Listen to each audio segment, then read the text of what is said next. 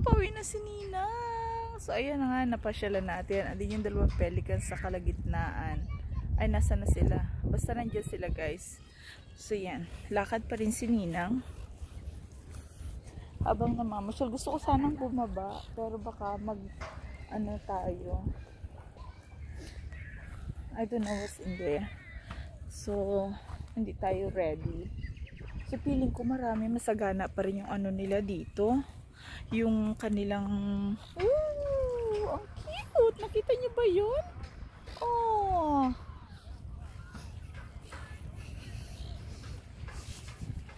So, ayan. Tuwan-tuwa na naman ang ninang nyo. Kay ano dyan? Ayan, oh. Oh. Gusto ko manguha. Baka dito ay may tulya. O kaya suso. O kaya ano. Ano ba meron dito? Puro mga ano.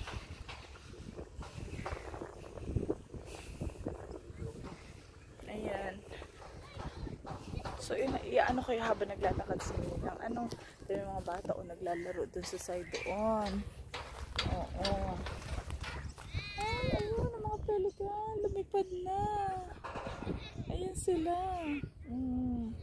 Wala, ang laki-laki ng pelican. Kasya ako sa kanya. Diba? Oh, tapos may mga paganyan dyan. Oh, kita niyo ba yan? Ayan.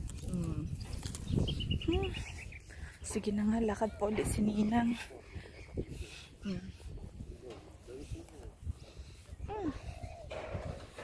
Buti na lang nakita ni Ninang. Muntik na ako makaapak ng mina.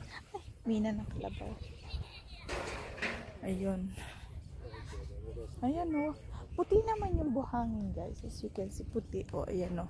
Kaya lang, syempre nga, hindi naman talaga ito talagang dagat na dagat. Ayun o, naglalaro lang mga bata. Ayan, di tayo nang galing. Ayun. So, bago pa umulan, tayo ay unti-unti na maglakad. O, diba? So, ayan nga.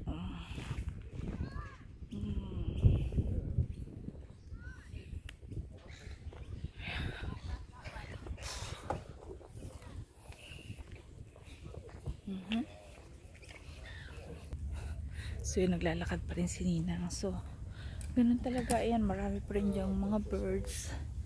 Yan. Kasi medyo dun tayo nagpark sa medyo unahan doon para makapag-walking talaga tayo. No? Ayan. Thank you.